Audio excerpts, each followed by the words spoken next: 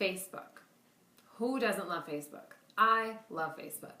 But one of the main reasons I love Facebook is the fact that I can connect with people that I haven't seen in years.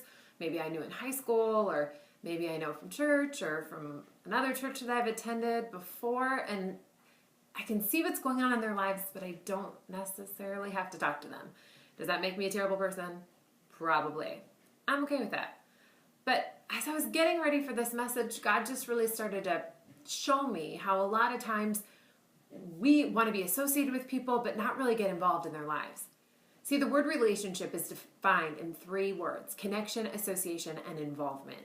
We're really good at connecting and associating with people. Maybe we know them from a sports team we were involved in, or we shared a class with them, and we can know a lot of things about them. But involvement gets messy when we start getting to know people.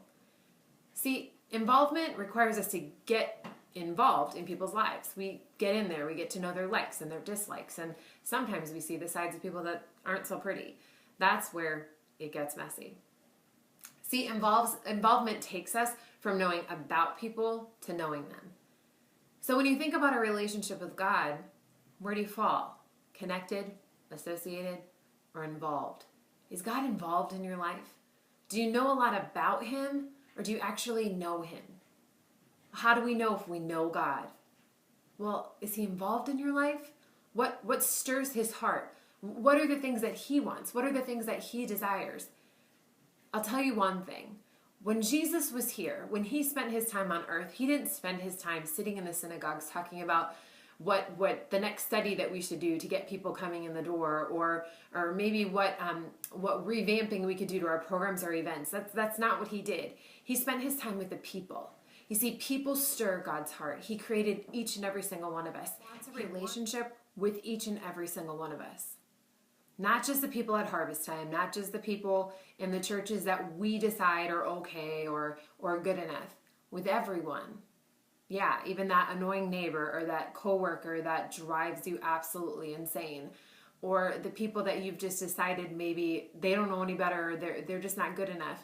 Yeah, we don't want to admit this out loud, but let's be honest. A lot of the times that's what we think.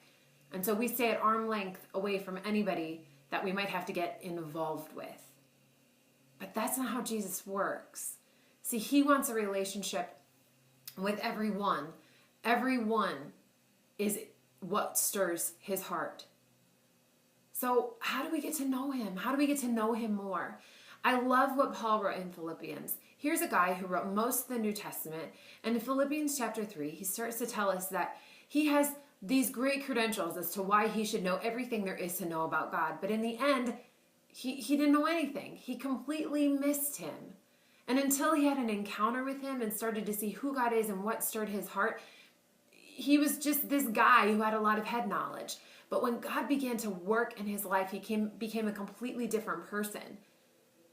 You see, he says, I want to know Christ better. That's my heart. I want to know Christ better. I want to know who He is and what He wants and what stirs His heart. I want to be more like Him in everything I say and in every single thing that I do. Unfortunately, I'm not there yet. Most of us, we're not there yet. But when God begins to work inside of your heart and life, things change. You shouldn't come to church on Sunday and on Monday walk out to work and be a completely the same person that you were on Friday. Something should have stirred inside your heart. When you begin to know God and know who He is, on Monday people should be able to see the difference. He should be working inside of us and living and moving and breathing inside of us, and the people around us should be able to tell the difference. See, God spoke to me a while ago and He just said, you know what, if you can't love people inside the church, how in the world are you going to love people outside the church? We got to be open and say, God, what do You want from me? Who do You want me to be? I want to be more like You, and I want to know You better. And the thing is, this isn't just one more thing that we have to do to become a Christian or do to be a good Christian. It's not about that. It's about knowing God and saying, hey, I want to know You and I want to know Your heart. When you're in relationship with somebody, you want what they want. You want to please them. You want to serve them because you love them.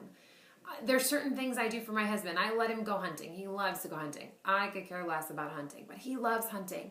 And I want him to experience that because I love him. Because I want him to know that I care for him. In our relationship with God, we have to be willing to do the things that he loves and he cares about. He loves his people. He cares about his people. And we serve his people and we love his people because we love him. Not because we have to, but because we want to show him how much we love him and how much we care for him. This isn't just another to-do. This is, God, we love you, and we want you to work in us, and we want you to change us. So let God get involved in your life.